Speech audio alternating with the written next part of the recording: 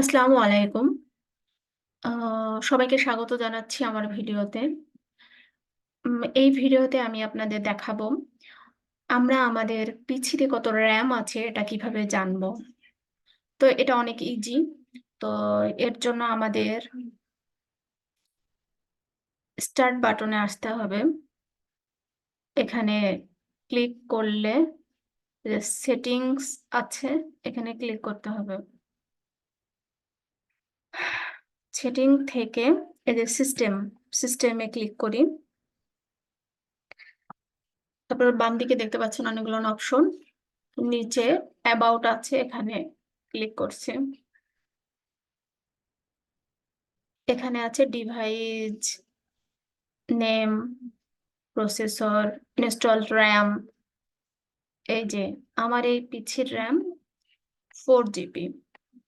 তো এইভাবে আপনারাও আপনাদের পিসিতে র্যাম কত আছে এটা দেখে নিতে পারবেন। তো ঠিক আছে, সবাই ভালো থাকবেন।